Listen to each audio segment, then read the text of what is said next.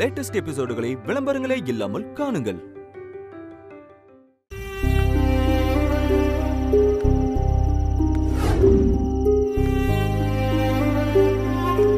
வெற்றியை கொண்டது நீங்க தான் எல்லாத்துக்குமே காரணம். நீங்க மட்டும் தான் காரணம்.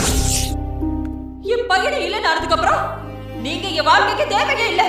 என் வீட்டை விட்டு வெளியில போக. எப்ப நீங்க வேண்டாங்கிற முடிவுக்கு நான் வந்தனோ அப்பவே நீங்க யாரும் நாங்க யாரும் ஆயாச்சு. இந்த வீட்டுல உங்களுக்கு இடம் கொடுக்க முடியாது. வெளியில போங்க. நீ எனக்கு கொடுத்த தண்டனை சரிதான் சுசீலா. எனக்கு இந்த வேதனை தேவைதான்.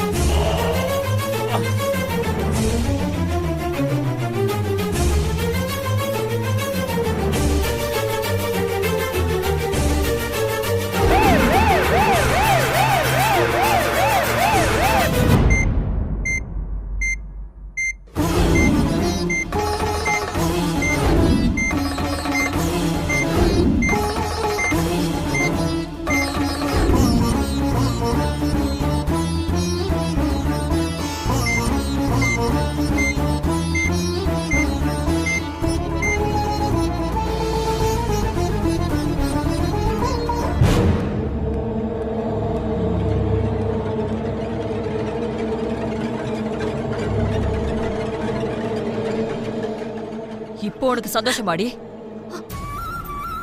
எங்க குடும்பத்தை நாசம் பண்ணணும்னு இத்தனை வருஷம் கழிச்சு எங்க வாழ்க்கையில நுழைஞ்ச. முதல்ல எங்க பையனை சாகடிச்ச. இப்போ இந்த மனுஷனை நெஞ்சு வலின்னு படுக்க வச்சுட்ட. அவரையும் வழி அனுப்பி வச்சுட்டு என் தாலியை இறக்கிட்டா உன் மனசு இறங்கிடும்ல? ஐயோ, ஏமா இப்படி எல்லாம் பேசுறீங்க? அப்பாவுக்கு எதுவும் ஆகாதுமா. அவர் நல்லபடியா பொழைச்சு வந்துருவாரு. எனக்கு அந்த நம்பிக்கை இல்லடி. நீ பக்கத்துல இருந்தா எந்த நல்லதும் நடக்காது.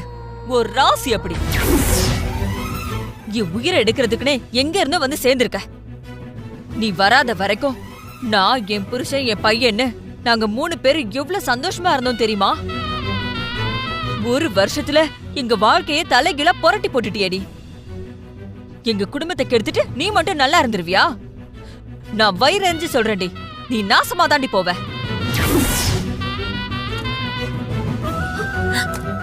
டாக்டர், அப்பாவோட உடம்பு இப்ப எப்படி இருக்கு டாக்டர்? பயப்படுற மாதிரி எதுவும் இல்லல்ல? சாரி டு சே திஸ் மா, அவருக்கு மேசிவ் ஹார்ட் அட்டாக் வந்திருக்கு. கூடவே பிரெயின் ஸ்ட்ரோக் வேற.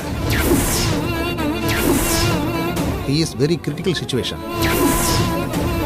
இருக்கிறதுலையே எது பெஸ்ட் மெடிசனோ அதை நாங்கள் கொடுத்துருக்கோம்.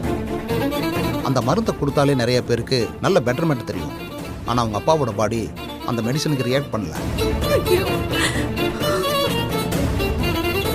சொல்கிறதுக்கு சங்கடமாக தான் இருக்குது. ஆனால் நீங்கள் ப்ரிப்பேர்டாக இருக்கணும்னு தான் சொல்கிறேன். அவர் ரெக்கவர் ஆகி வர்றது கஷ்டம். நீங்களே இப்படி சொன்னா எப்படி டாக்டர்? நாங்க உங்களை தான் முழுசா நம்பி இருக்கோம். என் அப்பாவை எப்படியாவது காப்பாத்தி கொடுங்க please. we are trying our best மா. ஆனால் என்னால் பொய்யான நம்பிக்கை கொடுக்க முடியாது. ஐ எம் சாரிம்மா. டாக்டர், நான் உள்ள போய் அப்பாவை பார்க்கலாமா டாக்டர்? பாருங்க, ஆனால் ரொம்ப நேரம் இருக்கக்கூடாது. அவரை தொந்தரவு பண்ணக்கூடாது. சரிங்க டாக்டர். ஏய் நில்லடி, உனக்கு என்ன அவ்வளவு அவசரமா? முதல்ல நான் போய் பாக்குறேன், நீ இங்கே இரு.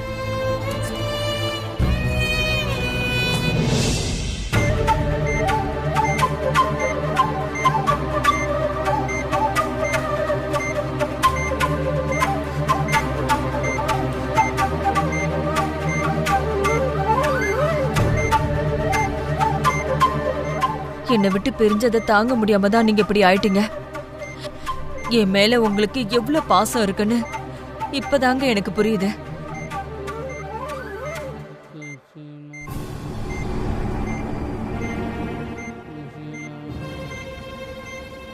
இந்த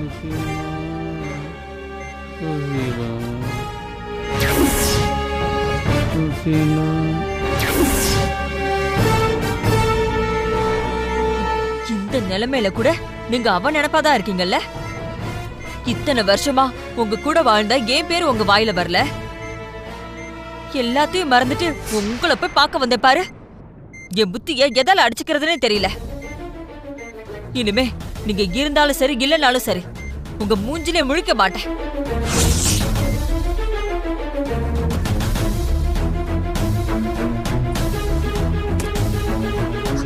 சாகுற நிலைமையில கூட அந்த ஆளு சுசிலா சுசிலான்னு உங்க அம்மா பேர் தாண்டி சொல்லிட்டு இருக்காரு.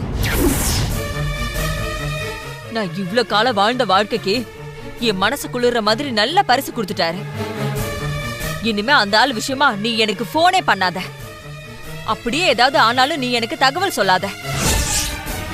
நீயே எடுத்து போட்டு எல்லா காரியத்தையும் முடிச்சிரு. அம்மா அம்மா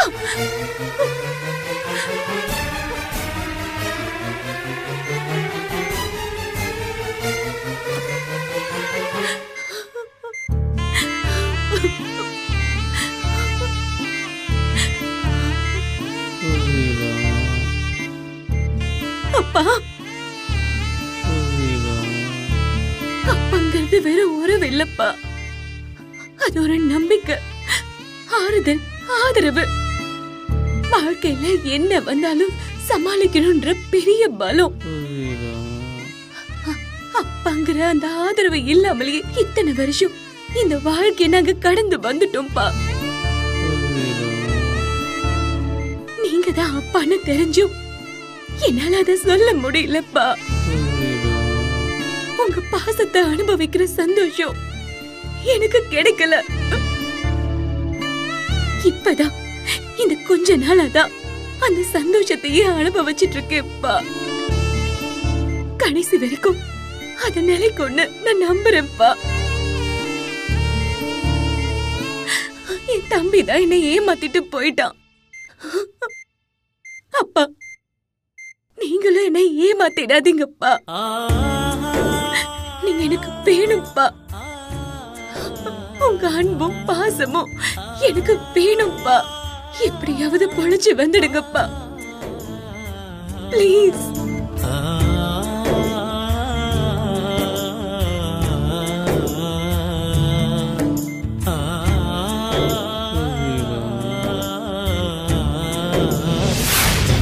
சரி, நான் கூப்பிடுறேன் இரு. என்னடி அந்த ஆள் எப்படி இருக்காரு?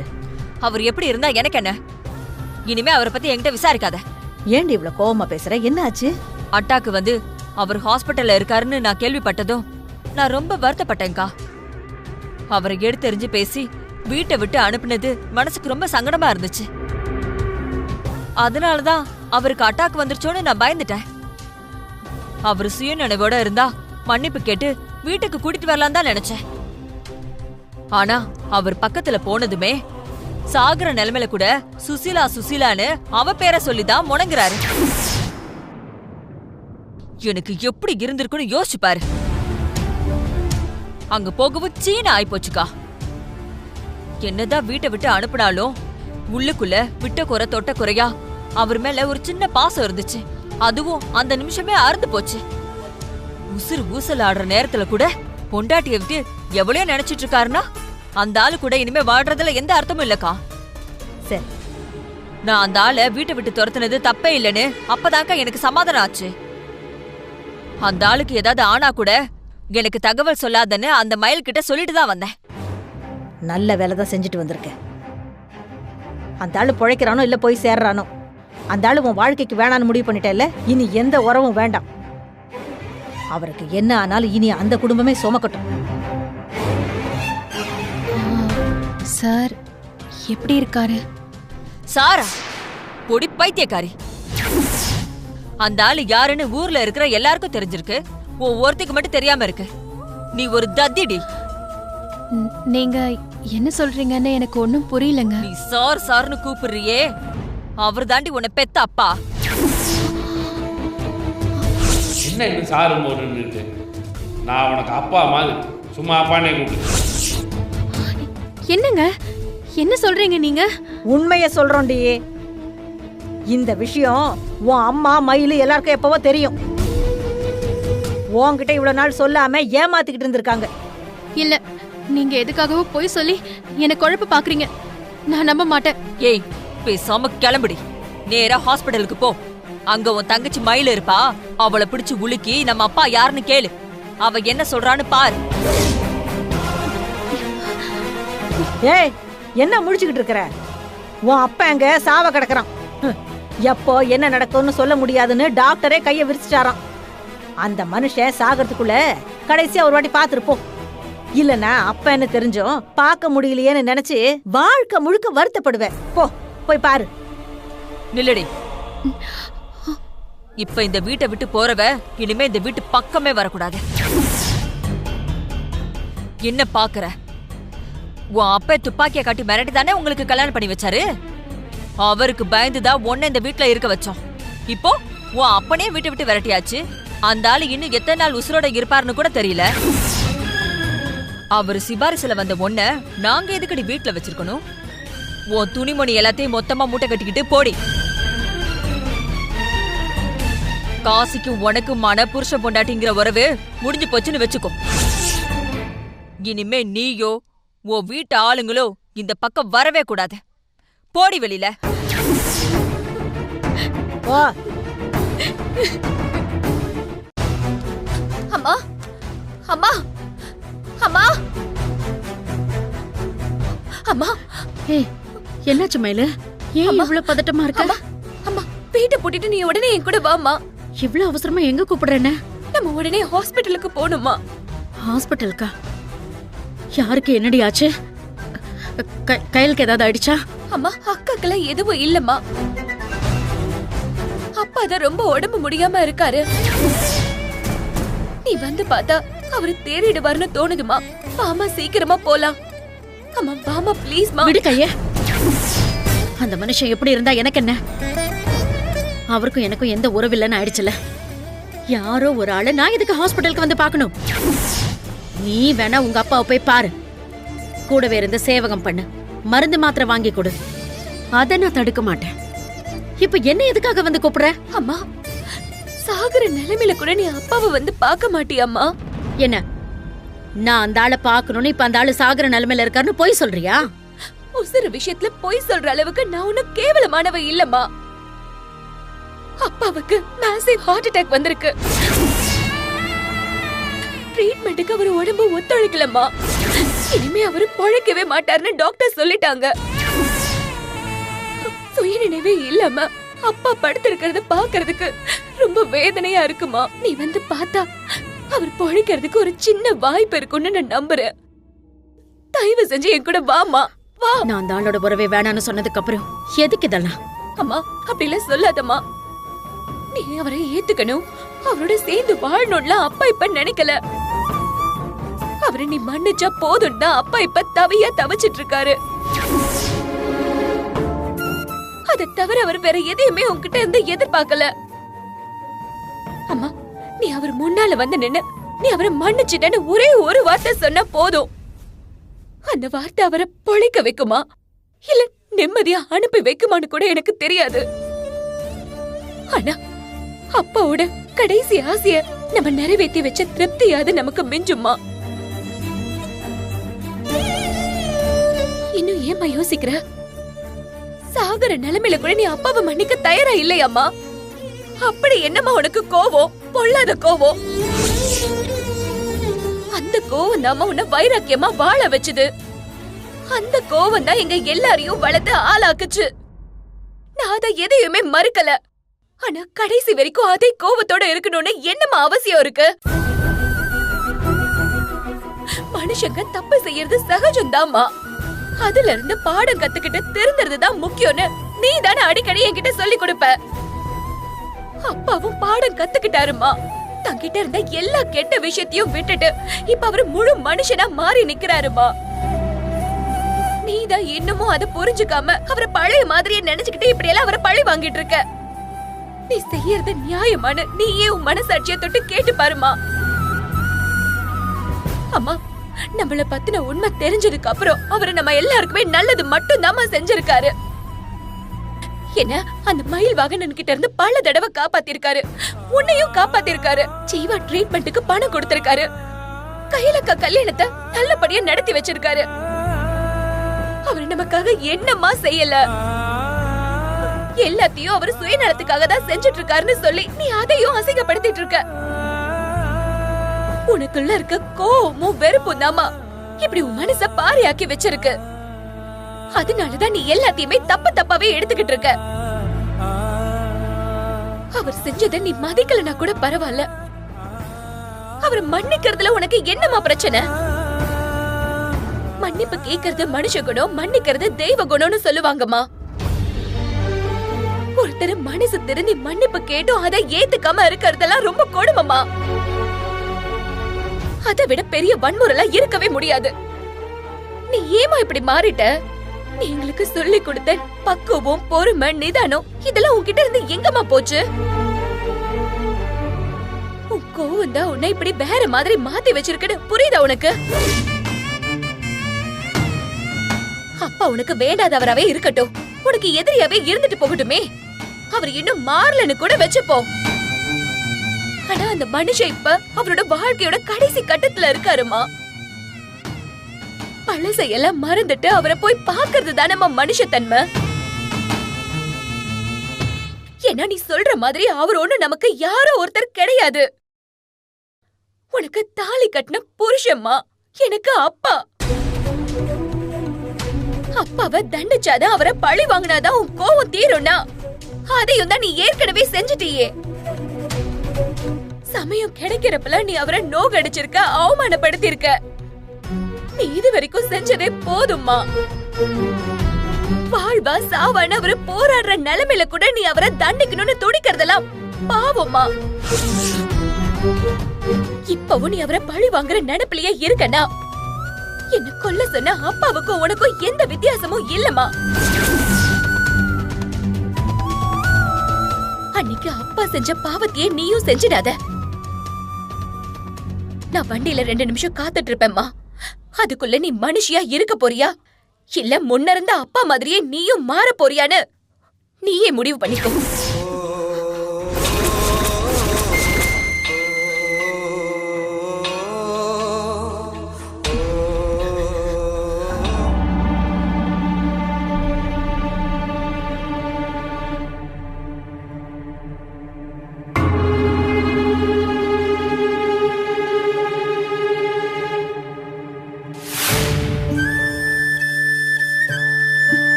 நீ எப்ப வந்த?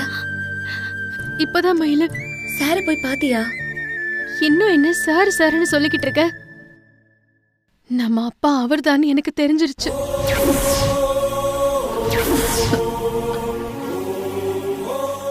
காசியோட அக்கா எல்லா விஷயத்தையும் என்கிட்ட சொல்லிட்டாங்க. இந்த விஷயம் முன்னாலேயே தெரிஞ்சோம் நீ ஏன் என்கிட்ட சொல்லவே இல்ல? அப்பா உயிர் போற நிலைமையில இந்த விஷயம் எனக்கு தெரியணுமா? அவரு கிட்ட போய் அப்பா அப்பான்னு கூப்பிட்டா கூட அத புரிஞ்சுக்கிற நிலைமையில கூட அவர் இல்ல. அப்பா யாருங்கிறது தெரிஞ்சும் அந்த சந்தோஷத்தை அனுபவிக்க முடியாத மாதிரி பண்ணிட்டியேடி. சாரிக்கா, அம்மாவோட வைராக்கியத்தாலதான் என்னால உன்கிட்ட எதுவுமே சொல்ல முடியல. ஆனா நீ கவலைப்படாதக்கா, அப்பாவுக்கு எதுவுமே ஆகாது. அவரை நிச்சயமா பொழைச்சு வந்துருவாரு. இவ்ளோ காலமா நம்ம மிஸ் பண்ண அப்பாவோட பாசம் இனிமே நமக்கு கண்டிப்பா கிடைக்கும். நீ தைரியமா இருக்கா? அம்மா, அப்பாவை போய் பார்க்கலாமா?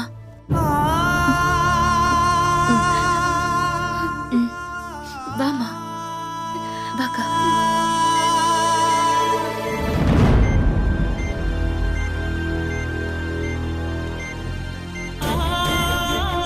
வாமா.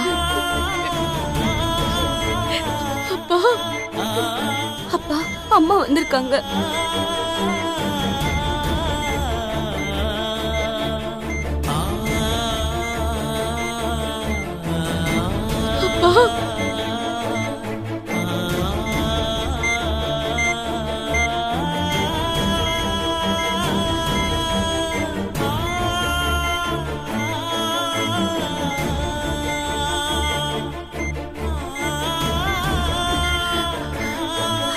அம்மா அம்மா நீ பக்கத்துல இருக்கிறது அப்பாவுக்கு தெரியுதுமா?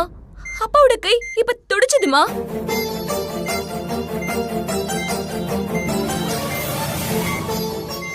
சும்மா ரெடி, ஏதாவது சொல்லிட்டு இருக்காத. இல்லம்மா, அப்பாவோட கை இப்ப துடிச்சத நான் பார்த்தேன்.